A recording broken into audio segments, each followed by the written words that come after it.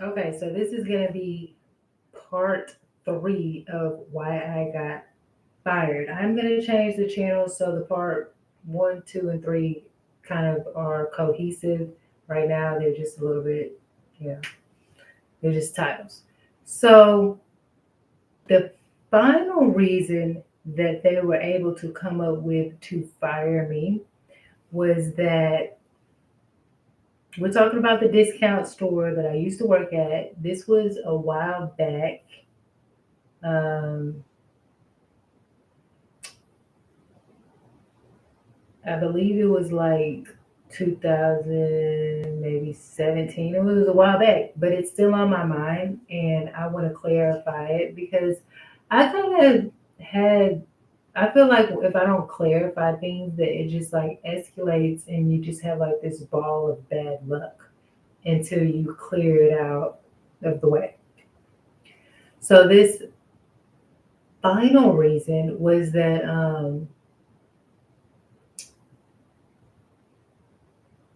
so they couldn't get me on the schedule. They didn't get me on the schedule because the original schedule was thrown away. So then they were like, okay, well, now this was all at the same sit down. This was at the same meeting. And so they're like, okay, well, if we can't get you on that, then we're going to get you on not being on time. Now, let me explain why this was not a good excuse. This was not a good excuse because, and for all you gang stalkers, don't be trying to go find that person's name and see where he works and try to get him to go against me because I said his name. I'm sure he'll be fine. Anyway, so he has plenty of manager experience. So it's not like it's going to really do anything to him. So now, and I don't need any more people after me. But I do need to make it clear that you can't just go and do things to people. So now the final reason was um, you you have three you get three times to be late. Okay, you get three lates. Okay, and so what happened was I worked the morning shift, so I work at like I'm supposed to be working at 5 a.m. And what basically happened was I would work from 5 to like 12, and then they would call me back in to come in um, at 8 to 12 a.m. So that was the thing. I get up early, I get dressed, so it's like 3:30 in the morning or 4 or something to get dressed to go to work to be there at 5, stay till about 12, until all the stocks put up pretty much. Then they call me back in from 8 to 12 a.m. And then the next day, I come back in at 5. So if you can't figure out what the problem is with that, I'm just going to say it's in the math, it's in the timing. I'm only getting like 4 hours of sleep. I got to come home and cook, I got to take a shower. And so, also, if that's not enough for you, once you get to the door, to get in the store, of course, the store is locked. The stockroom manager is in the back. You have to ring a doorbell so that they can um, let you in. And sometimes I would be there right on time or 1 minute ahead of time, 1 minute before I'm late or something like that, or 2 minutes, you know what I'm saying?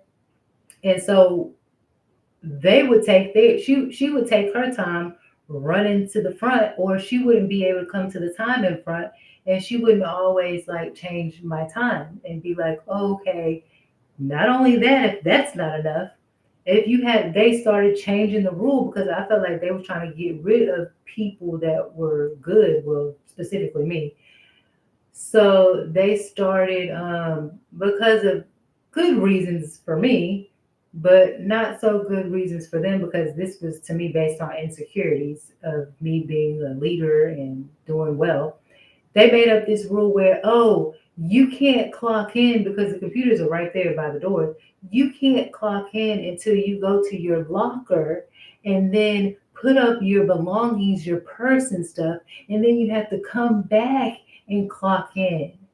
So I'm already at the store. I'm using my time to walk all the way to the back and use your lockers, but I'm not clocked in. I can't clock in. Hmm. Seems like you're trying to make a way to, make people late at this point. It's bad enough you can't come to the door on time. And in my situation, so what they did start doing, because I complained about it after a while, but they didn't. I don't think they didn't take my marks off when I was when they made me late or said that I was late on some of those days. And so I'm like,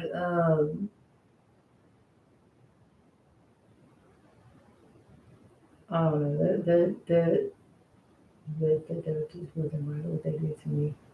I'll be blacking out. I'll be trying to, So anyway, that was one of the reasons that they gave was, oh, you late.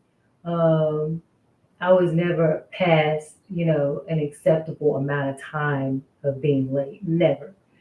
And there were times where I was actually the one in the parking lot when it was manageable. I was the one in the parking lot before everybody else, waiting on them. So they nearly made it impossible for me, because if I'm only getting 5 hours of sleep because I keep coming in when you tell me to come in, I'm working in the morning and then come in for the other shift at night and then working till the morning, 12 a.m. You know what I'm saying?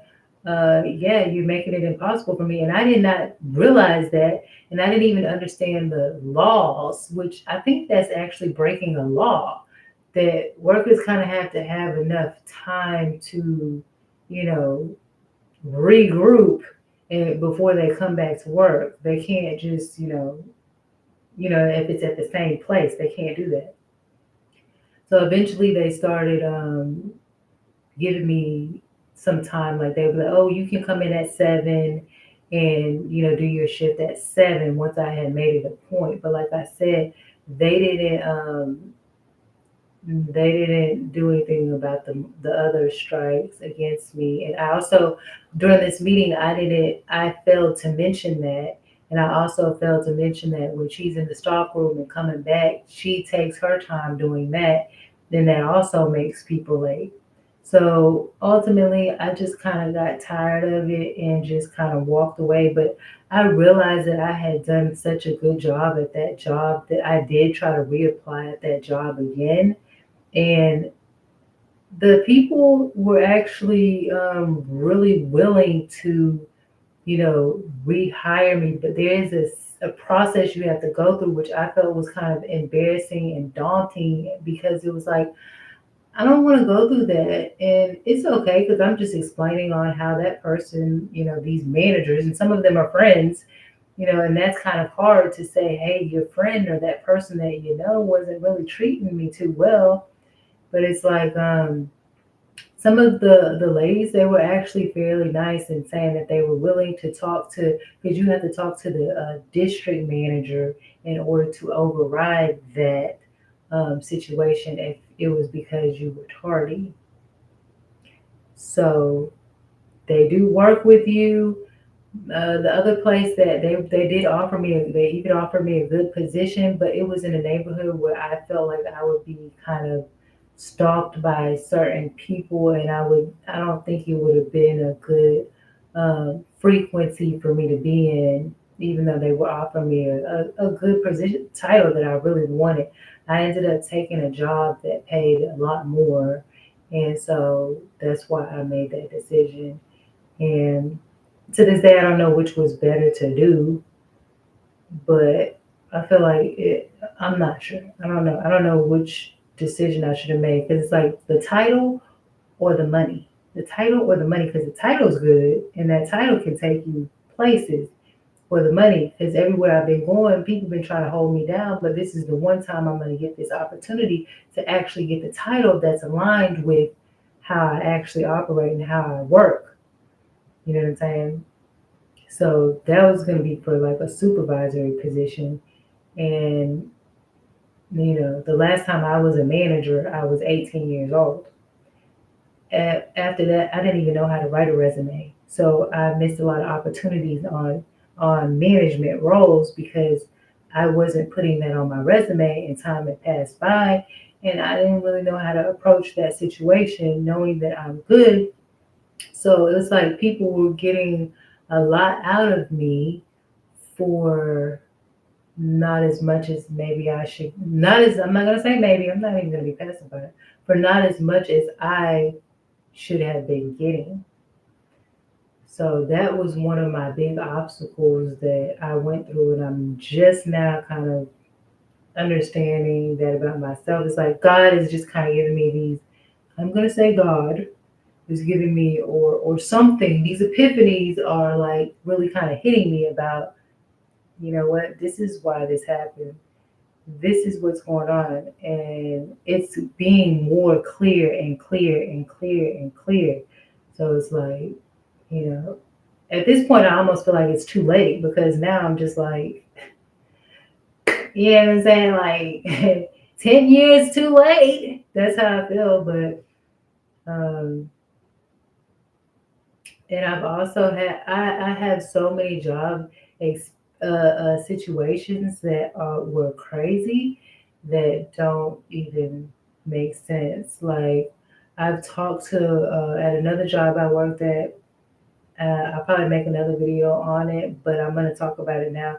The other ones are to specify more clearly, just in case people don't go through the whole video here. So this job, I know one of the very higher ups in there, and because they come by, they stop through, they visit, you know, they make their visits or whatever, within their business, and they, you know, I said, oh, I want to be a manager. I want to, you know, do this.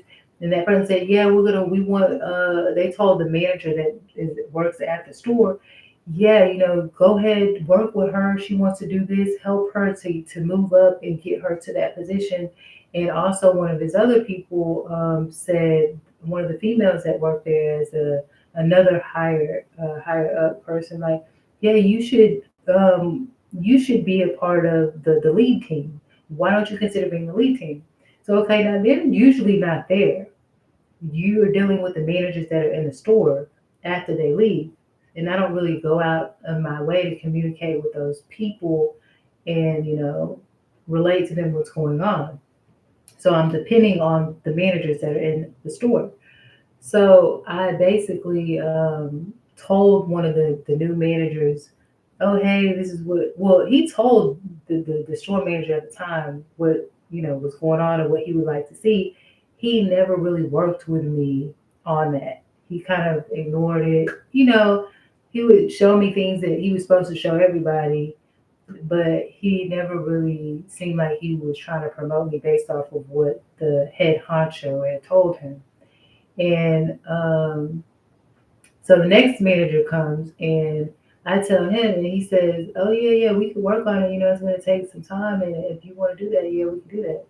And, you know, he gives me a message about it and everything because I'm messaging. And I'm like, yes, now I got proof. You know what I'm saying? That phone gets destroyed. That phone gets destroyed. And then he actually leaves the store. He doesn't, he stops working there. So that sucked for me. And that was kind of my fault because I had the phone in my pocket and I used the restroom, and yeah, that did it. Yeah, you know what happens from there. So that happened, but that person was still working there, but eventually they had left. Actually, I think they had left, and then that had happened to my phone. So, but I can still, you know, get in touch with that person, but it's just like, you know, I started getting other jobs. Now, the next person comes in at that same job, and I talk to him and say, hey, the last person said this, that person said that, and now I'm relating it to you. This is what I want to do. And and he says, um, well, if it hasn't happened for you now, and he was like, you know, 25, young African dude, you know, like, and he thinks he's better than the last manager, which, yeah, right. Okay, so he basically says, if it hasn't happened for you now, what do you think that means? I'm like, oh, okay, what you trying to say? He like, yeah, if they did all that and they said this and they said that and it hasn't happened for you, well, doesn't that give you like a clue? And I'm like, okay.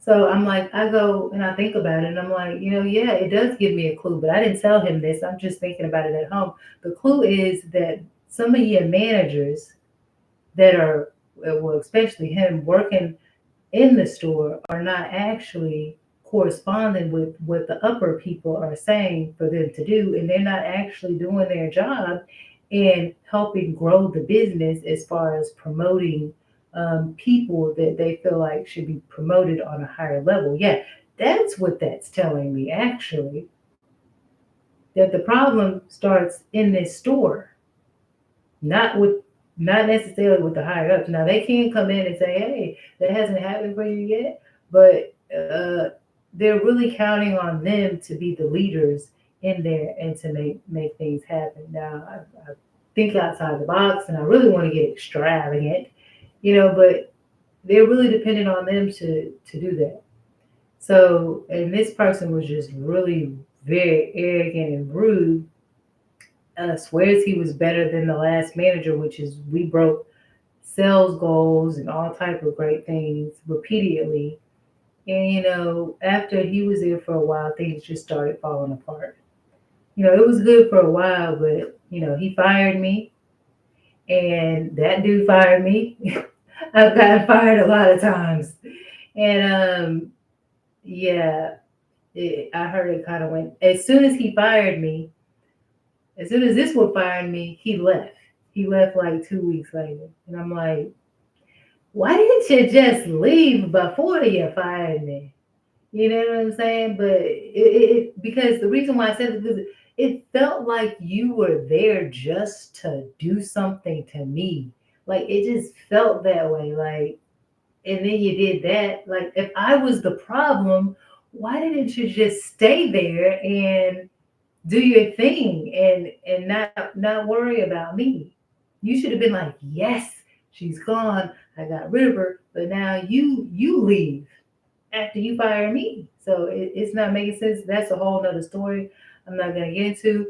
But yes, a part of my career story is that I have been fired a numerous amount of times, and it has been very unjust to me. And the reasons are very like unreal. And the things that I've gone through, and I mean I work so hard. That's the interesting thing about it is I work so hard to prove that I'm a good worker, and not with my mouth, with my productivity.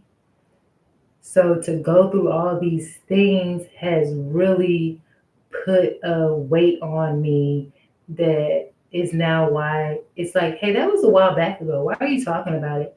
That I feel like I've had to release and kind of share with the universe about some of the things that are going with me, because that is therapeutic for me to do that.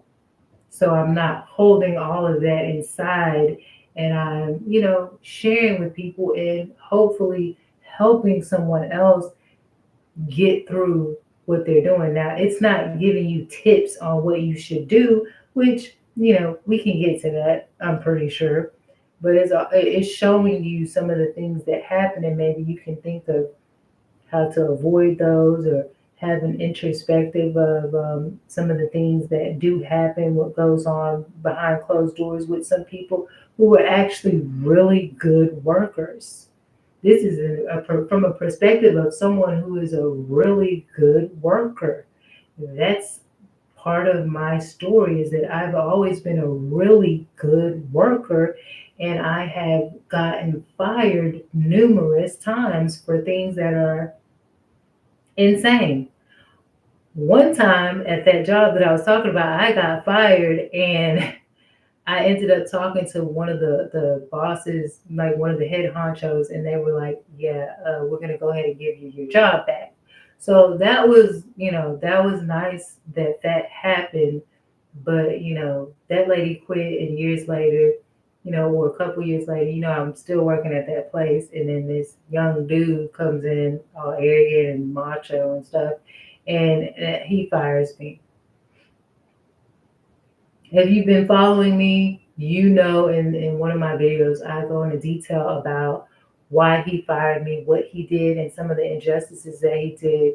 But one of the things that I'm trying to work on is I kind of want to highlight separately those instances, and that's why I'm kind of making videos on it now in a more I'm not going to say absolutely structured, but a clearer way, kind of giving it its own little, you know, platform to put it in.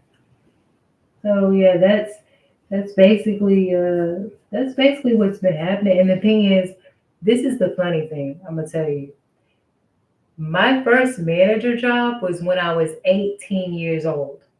I'm older than that, clearly, and like I said, not really knowing exactly how to, structure my resume at the time. Oh, and also, by the way, one of those people from one of the franchises where I got fired, a lady actually helped me with my resume because I've been actually just taking action and finding out, like on that part, what can I do to better myself? Like, actually, they just told me, you have a long list of jobs that you worked at, you should minimize it.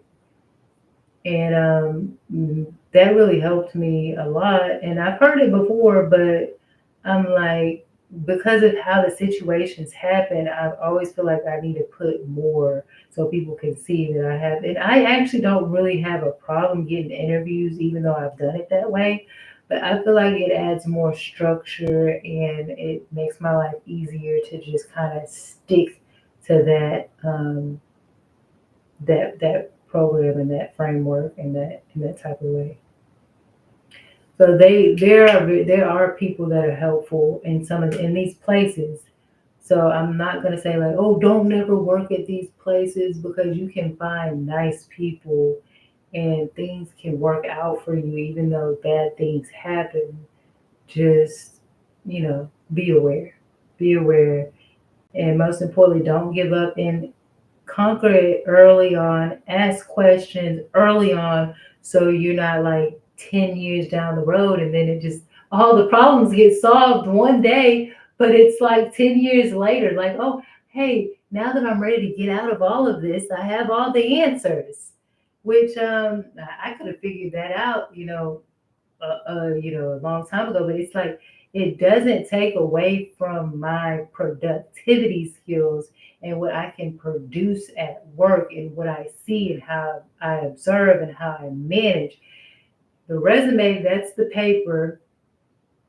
My resume is beautiful at this point and it's structured beautiful. And it's just that it kind of took me a while to really get it how I wanted to get it.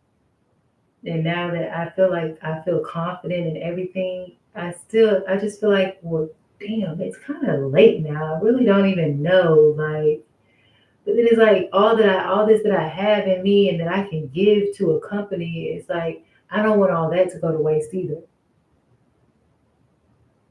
So it's been a very interesting journey. I'll say that much.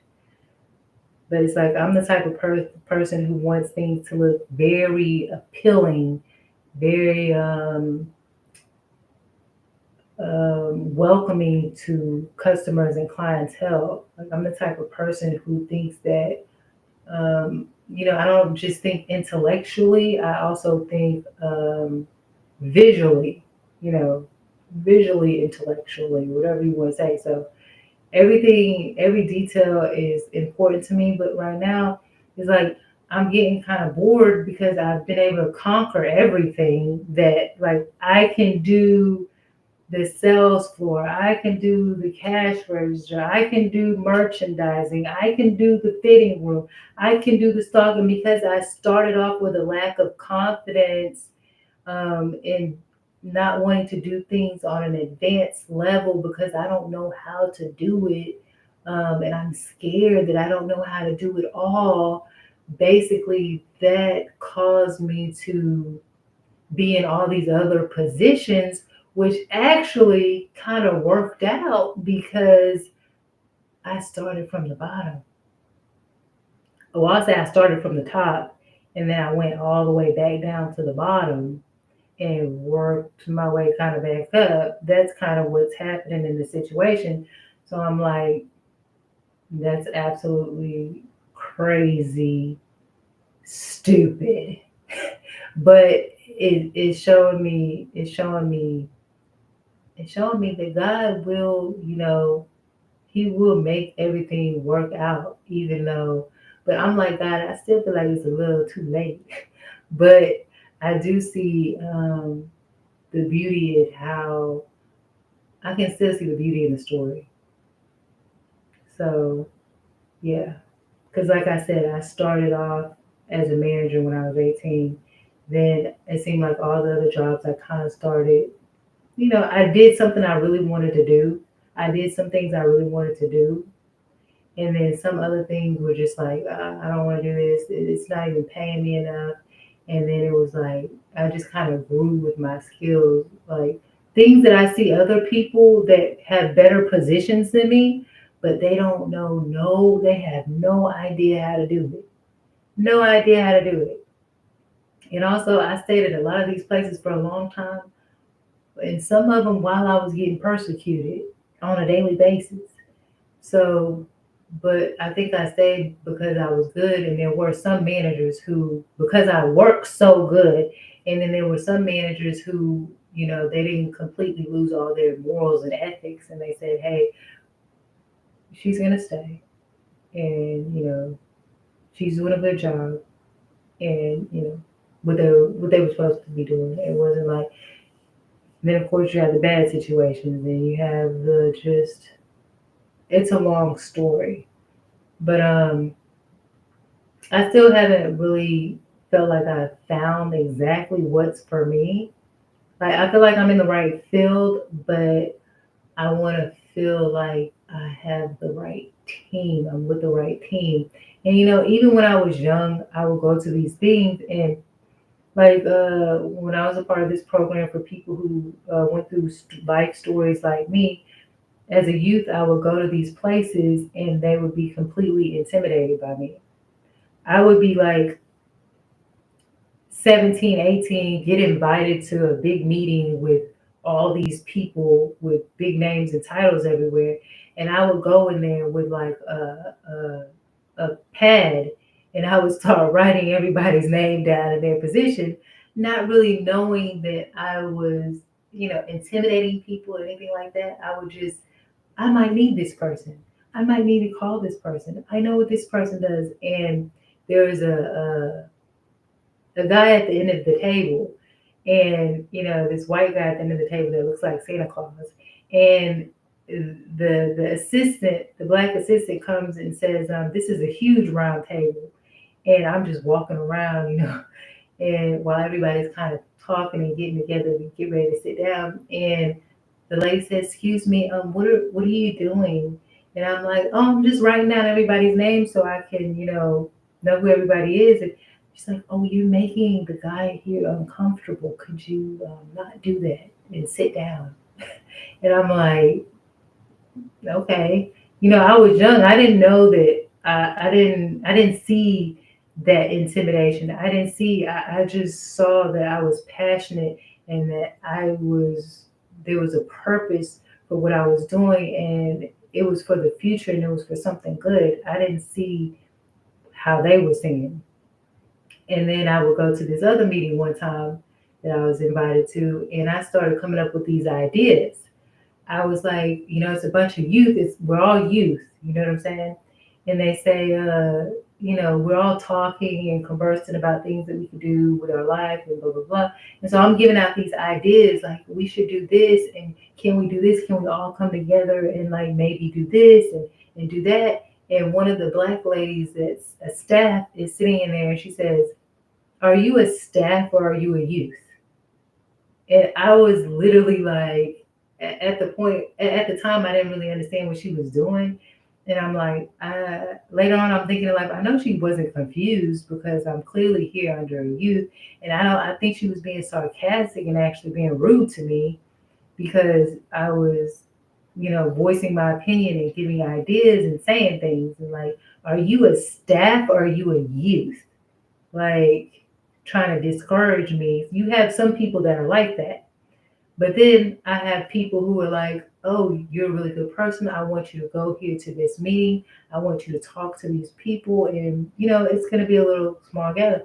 I go there, there's consultants, and then they say, well, what do you think that we should do that would help the program and help make things better? And it's like, wow, this is right in my field. I'm telling everybody else, don't get super emotional and start telling all your damn life story right now, because we have a chance. We're sitting in front of consultants and we need to get down to the point. This is how I am. I was like I said, 18 years old, and people will tend to, oh, I went through this situation, and get to, crying and explain. But at the end, it becomes therapy. This ain't gonna be no therapy session today.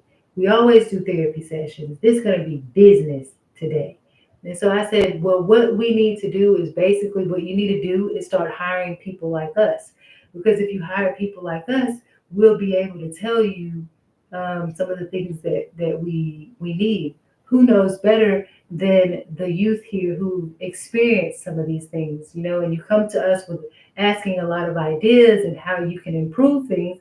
I think you should start off by hiring some of us to do those type of things, or to do certain type of activities that would make this place a better place.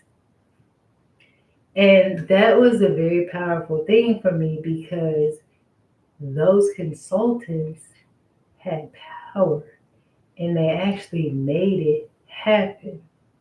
And that was one of the best things in my life, where I saw that I could say something and it actually make a difference in our lives. So then they did start hiring us at this center that I used to go to, and creating programs where we had stipends and we could do little projects that where we can make money and help and advocate for people like us at the same time. So, I have experienced some good things early on.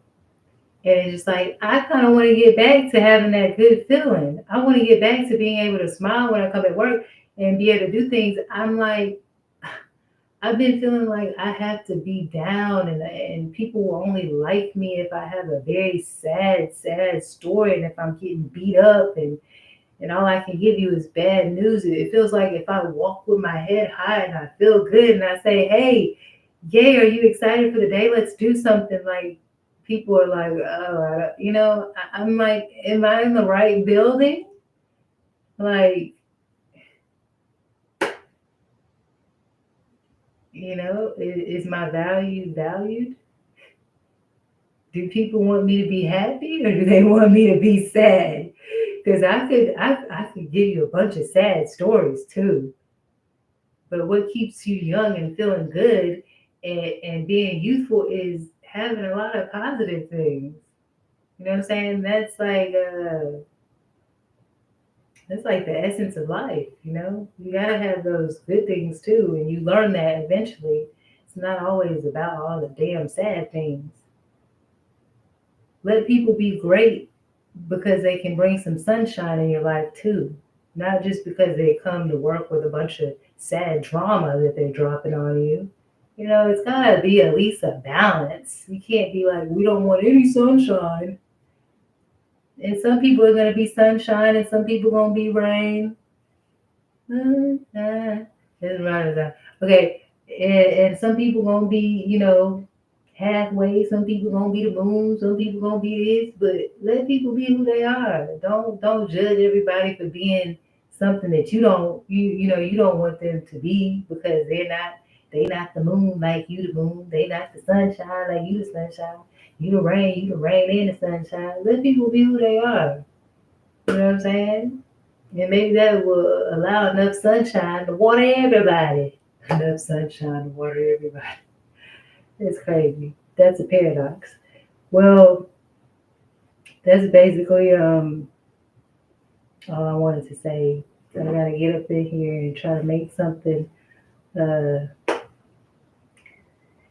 make something happen in here. So I'm really just hoping that things get better for me. I'm hoping that I can spread some light into the world, and it don't be that was ebonics, and it's not gonna be something that's you know gonna take forever to do. I feel like this is overdue. I want people to walk in where I'm at and see the progress. I want people to walk in where I'm at and see the sunshine and everything else that's good. That I want it to be a place where people are proud to work and people accept people and people understand that people are learning, people that are willing to learn, people that are willing to understand people and see things from different perspectives as long as it's on a positive note. People have their downtimes, but we're here to uplift each other and make people, and help people have a better life. You're spending 4 to 8 hours with people a day. Like, let it make you younger, not older. Let it be something good you can go home and talk about. It does not have to always be bad. You should be able to enjoy work and know that, hey, I did something productive for the businessman today, for the head honcho. You know what I'm saying? Where I go, where I work,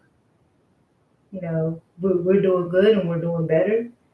And, I could take these skills wherever I want to go and use them in life, use them at home, teach them to my kids, teach them to people who need, to be taught whatever they need to be taught. If I have it and I can contribute to it, I want to be valued and I want to get paid for my value, because getting paid for your value, see, sometimes people think that because you're a nice person and you're a good person and you work so hard and we don't even got to tell you that you don't need to get value, that you just go give it to them. No, you need to get paid for your value, because that's in return showing appreciation that we value you. We know that you're valued. If you can improve other people, you're valuable. If you can improve this business, and it's not that you do it at a very fast rate. So I don't got to worry about it. You can change somebody in a day and make them better for a lifetime. You don't get paid pennies for that because you did it quickly and it may take someone else years to do it. That's facts. Actually, you're supposed to get paid more for something like that, because you can come in and make an impact quickly and you ain't wasting nobody's time.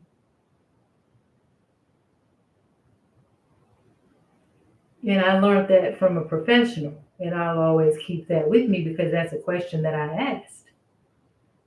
And because I work at a fast pace at times. Now, I was working at a fast pace for a long time, but now God is telling me, slow down. I don't think God wants me to do all that now. I think God wants me to be more of a teacher, be more of you know, a coach, be more of a mentor, not as much as a laborer, labor. Now I can do the labor and I can do the labor damn good, but God is making it to where He's kind of forcing me to slow down a little bit, which means that's out of my control. I worked hard for so long and fast and all that, but I can create processes that work just like I'm fast and effective and efficiently, because I have that type of vision and I see. So I don't need to do that. I went through all that. So I don't need to do it. And it's not like, oh, I'll never do that. I'm not going to do that. I'm better than that. That's not it. God's called me to something else.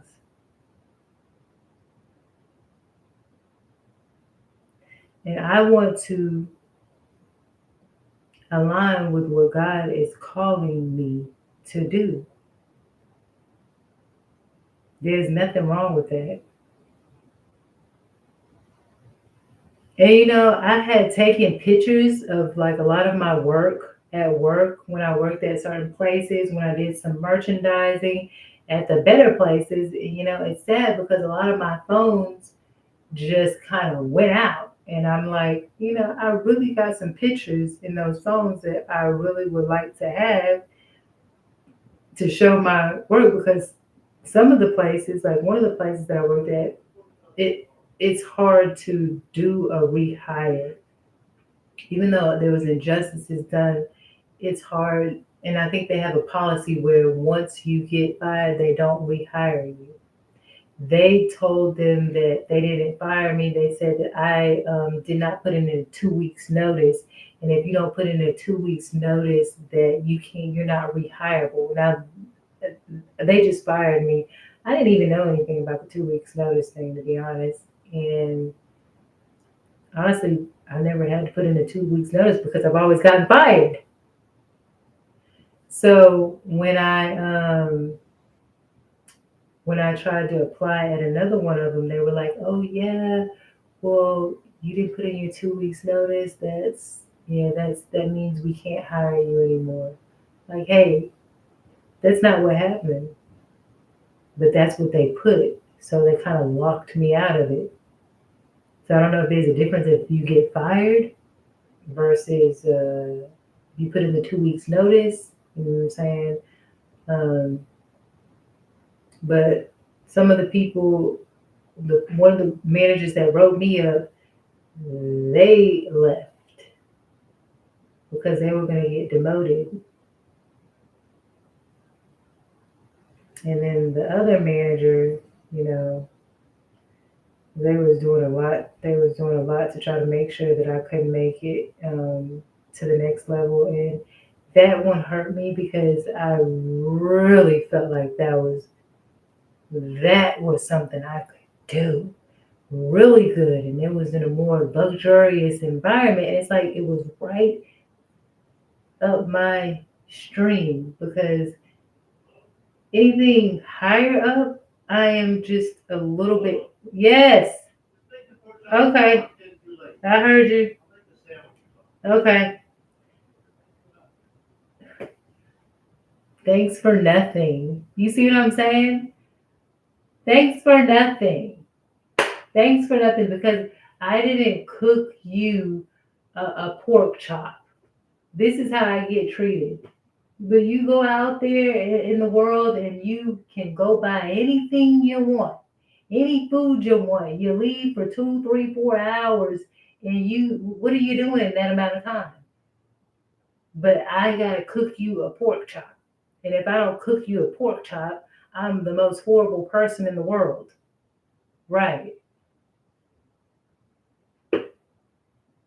Then when I finally have time to do stuff for myself and to create things how I want to, oh wow, I didn't know that I'm surprised you did that. Well, goddamn, it's been on my mind for like 5 years. And I finally been able to get to it because I've been working for everybody else. And now that things have slowed down, I can do some things for myself and express who I really am, you know? But if I don't make a pork chop for you, you're gonna start yelling at me and treating me like shit. Make your own goddamn pork chop. Can you make me a pork chop? I need somebody to cook for me sometimes. I'm just saying. You could be going to college and be full time, and a person will still want you to cook for them. You got finals, all these finals back to back to back to back, and they ask you to cook them a meal.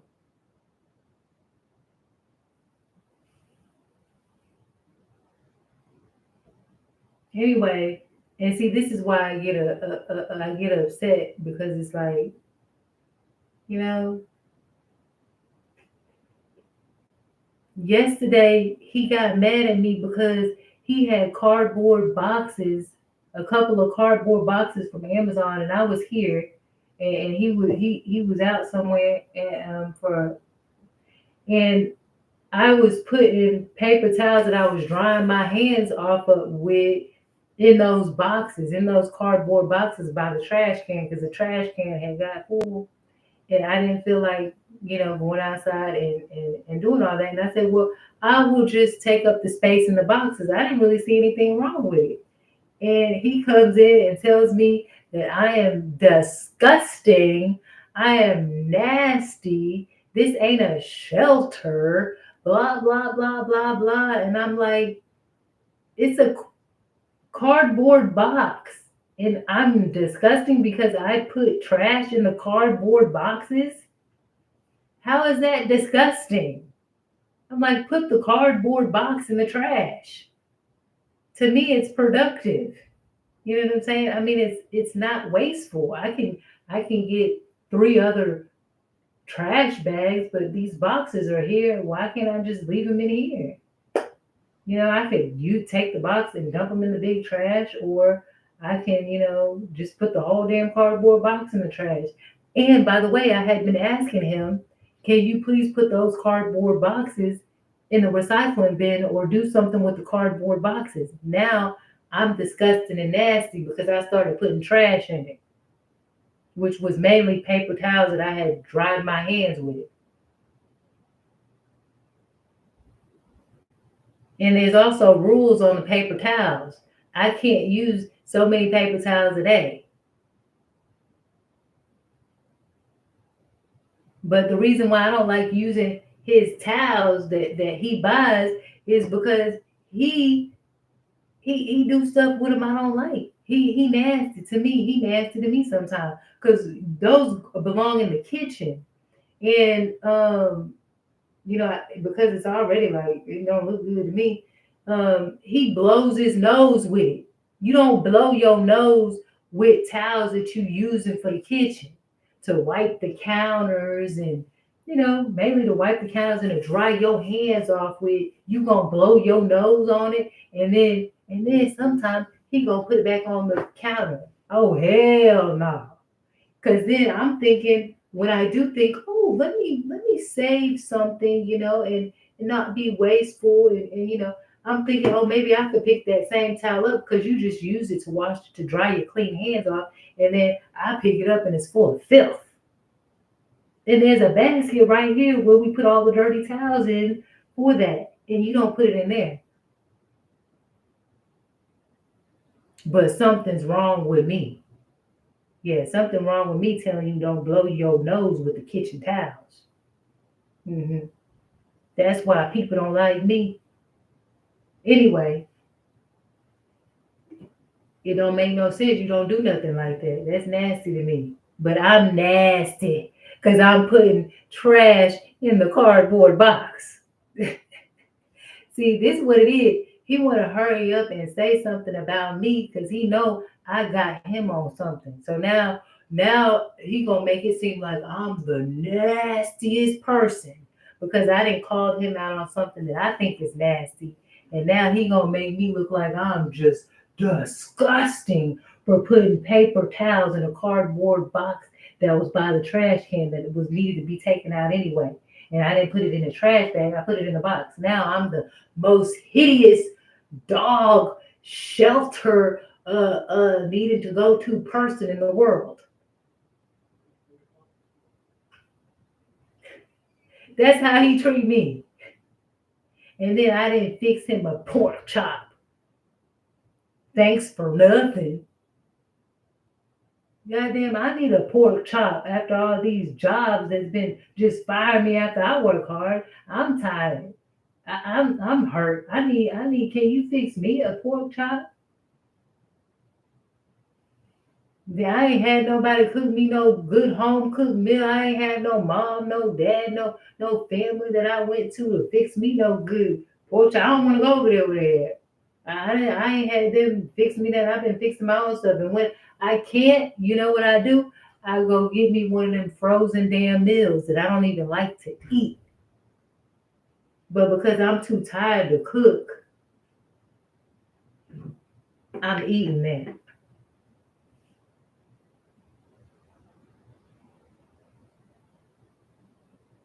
Then, man, I'll tell you, man, he go to work. He go to work. He works. He don't. I ain't even gonna get into. I ain't even gonna get into all that because that's too much business. I ain't going all there. But I get bashed a lot. Where I'm at. He's very hard on me. You know what I'm saying? And because of the position he has in life, man, he crazy. He's very hard on me, very harsh. I'm a very sensitive person, and he is very harsh to me. And then the things that I go through at work, that's some harsh shit too. And it's like, nigga, they talk about pearls are made under pressure. Bitch, by the time I get done, I ain't gonna be no goddamn pearl. I'm gonna be goddamn cement. You know what I'm saying? But anyway, I'm sorry that that happened. I got upset because, you know, that's too much sometimes. People be thinking I live just a good life. I feel like it balances out because of all that I've been going through. And, it's not what I want it to be, but I'm getting through. I'm getting through it. It's not ideal for me, but I'm getting through. That's about it.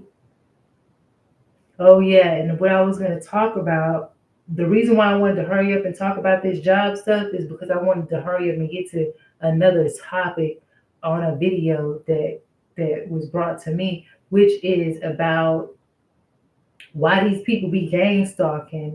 And for some reason, some told me something about some Masons, the demonic Masons. I don't talk about Masons too much because I don't really know about them that much, but I feel like there's some good ones and there's some bad ones, some demonic ones going on. See, because they've been watching me around here. They've been watching me. They've been watching me around here. These see, and this is what it was telling me today. Like, they saying like, oh well, they ain't selling out no tickets. People don't want to people don't want to see them. They don't want to see them. People want to see this person right here. So what I'm gonna do is I'm gonna take that person. I'm gonna cuss, okay? I'm sorry because that's gonna help me express how I really feel. So I'm gonna take that person's shit and then I'm gonna give it to this person. My daughter is successful. People know my daughter. People have seen my daughter. My daughter is somebody. So we gonna take this man's daughter shit because we can, and I'm gonna give it to my damn daughter. That's who people coming to see. That's who people want. You don't gotta take no risk on somebody you don't know if they gonna do good or not. You already know that this one right here is a success. It's successful. Ain't nothing else to it. We already got the formula down. And that's why some of these people be stealing people's shit because that's how they see it. That's how they see it. They see it as we already did made a name for ourselves. We already at a certain status. Why you gonna waste your time putting something in this basket when we could just take the shit out this bitch basket and give it to my baby?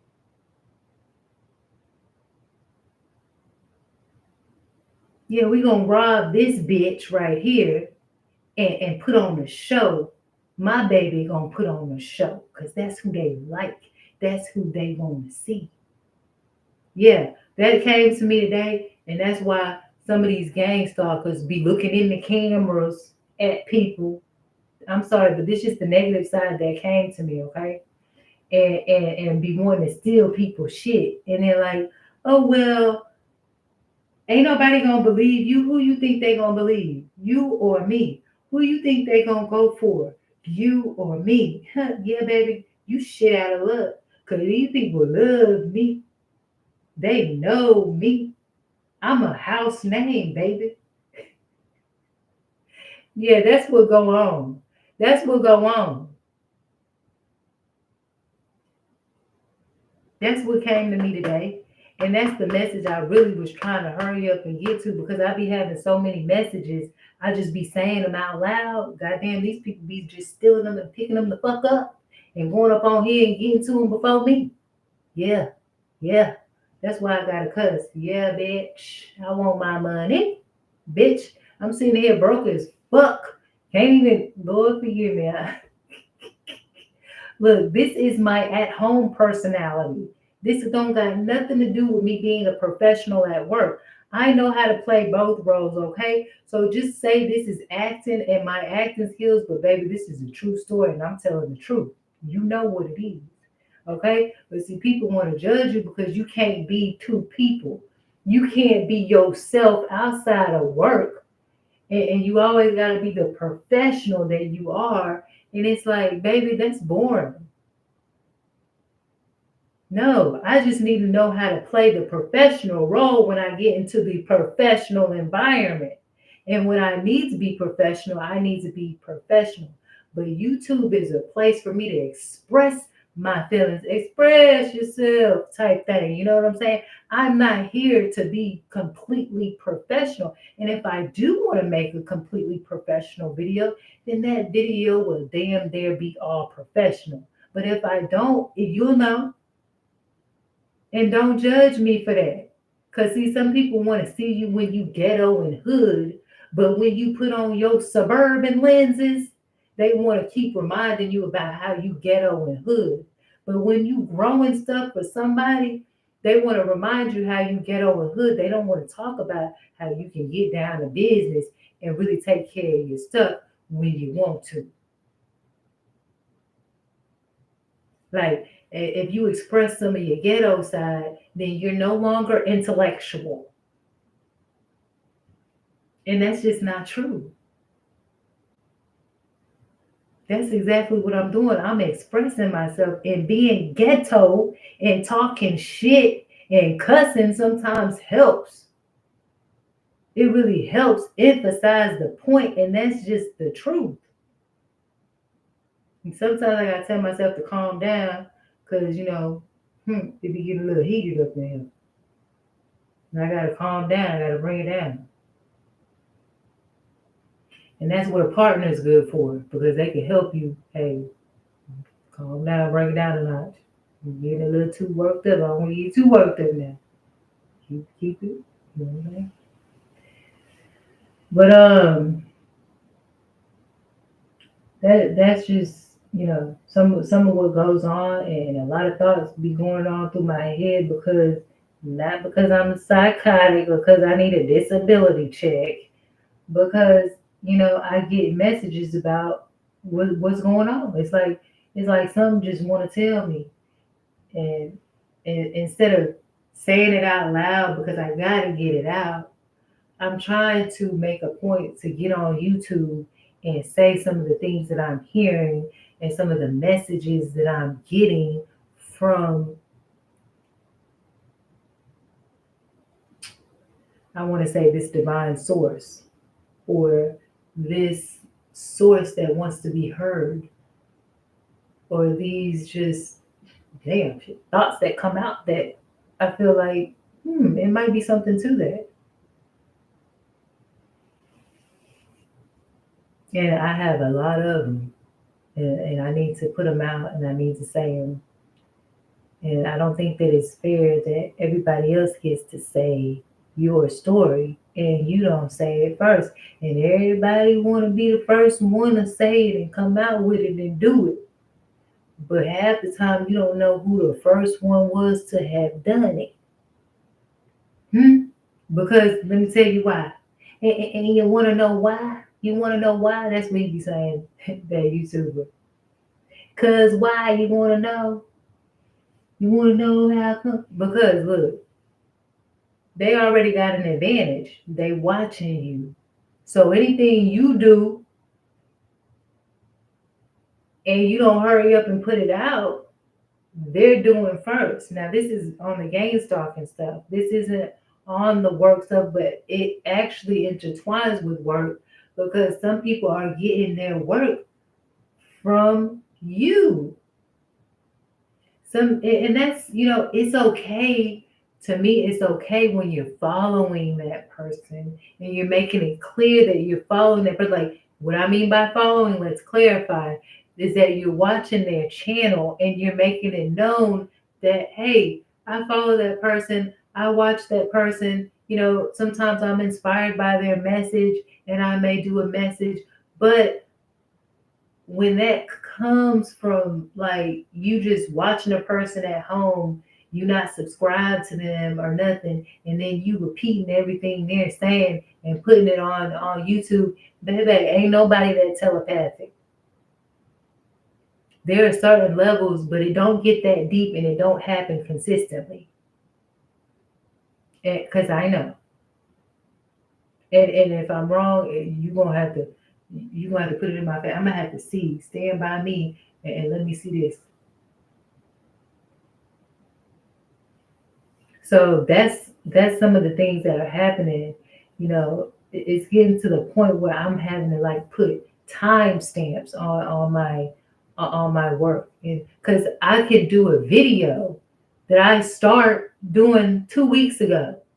You know what I'm saying? I did a video 2 weeks ago, and now somebody's coming out and hurrying up and trying to beat me to it because they know I'm working or I'm trying to get through this situation or do that.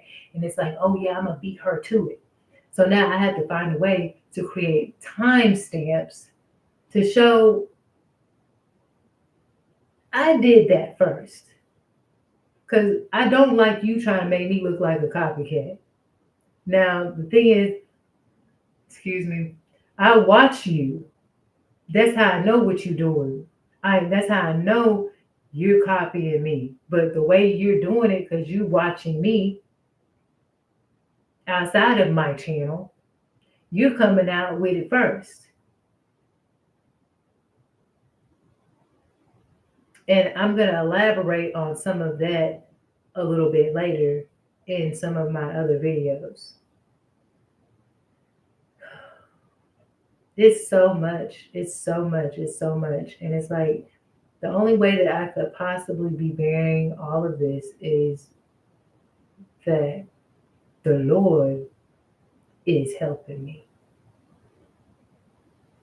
You know what I'm saying? I'm sorry if you have to go through those things. I'm so sorry.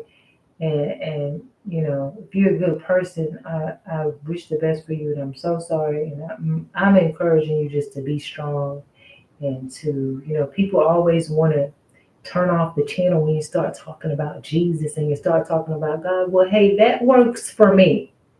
Okay? They want to see you endure the pain. They want to see you go through hell, but they don't want to know who helped you along the way and how you made it out. They only want to hear you talk about, I don't just talk about God. I talk about Jesus too.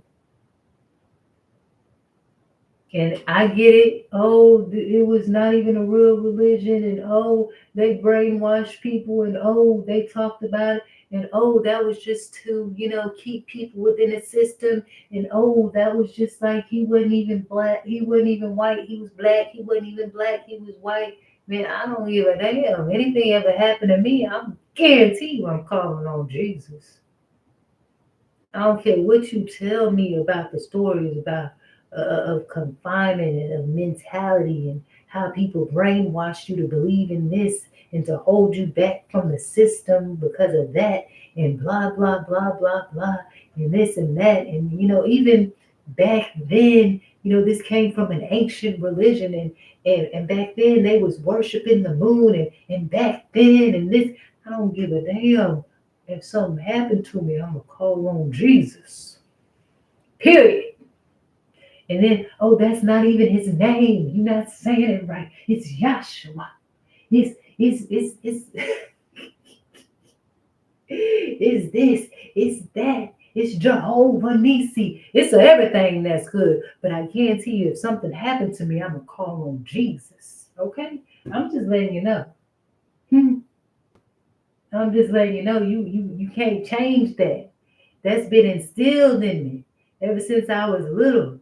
Methodist, Baptist, I don't give a damn. whatever you want to call it,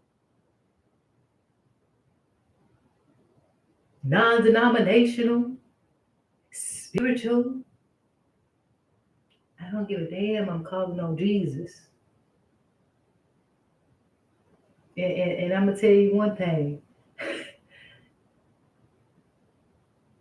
I believe in a black Jesus. I believe in a black Jesus. But I believe in a white one too. Because that's all I've been seeing. So I'm gonna tell you that right now. When I see Jesus, I don't care if he's white, I don't care if he's black, I'm calling on Jesus. And I'm gonna tell you one thing, I got both of them by me. Hell, I got the white one right here, and I got the black one right here too. I'm calling on Jesus. Matter of fact, I like both of them. I need both of them because this the one I'm used to seeing, and I believe in him. And this the one that it could definitely be an image of him, and I don't got a problem with that either. Now I believe in both of them. I believe in both of them. Is that Jesus? Okay, that's all I need to know. I believe in you. Hello. Ain't nobody gonna play with me. Ain't nobody gonna play with me. Ain't nobody gonna play. I'm just telling you the truth. I ain't trying to change you. I ain't trying to tell you how to think. Whatever works for you, let it work for you. I'm just telling you what works for me. Okay? I didn't call on them plenty of times and it didn't work. So you ain't gonna be able to turn me back from that, and I ain't calling them no other name. When I call him another name, I'm calling him another name because he's all those great things. You know, I could say Yahshua, I could say Jehovah Nisi, I could say what else y'all call him? I don't know. Whatever I could call them, all the good names and the names he's supposed to be, and the name of this. But I guarantee you, I'm gonna mention Jesus in that list. That's fine with me as long as it's all good. Allah. It don't matter. Jesus. It don't matter. Yahshua. But I'm going to call on Jesus.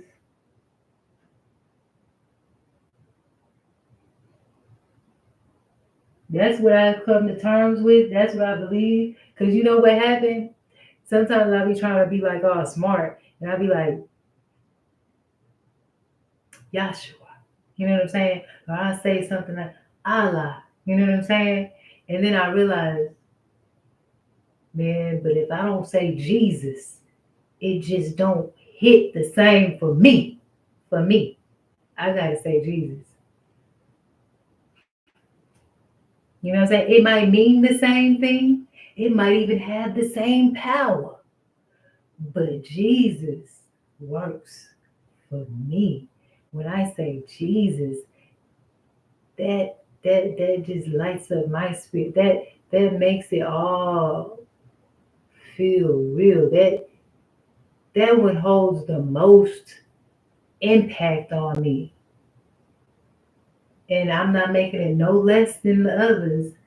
It's just what it do for me. What's your favorite food? Hmm? What's your favorite meal? Hmm? What's your favorite dessert? That's healthy. That's healthy. Both of them healthy. But this one works for you. And I don't eat that one. That one don't work for me. But it's still good. It's both of them is good for you. Okay? Because if they good, they good. You can't change nothing from being good if it's good. Don't come for me. Don't come for me. But I'll pass that tray around. Somebody want to put something in the donation tray. Please stop. Anyway, that was good. It was nice talking to y'all, and I didn't talk for as long as I can talk. And I'm sure there's a lot more. It's time for me to get up on out of here and try to work on something around here in this house. All right. I will talk to y'all later, and y'all have a good rest of the time. Bye.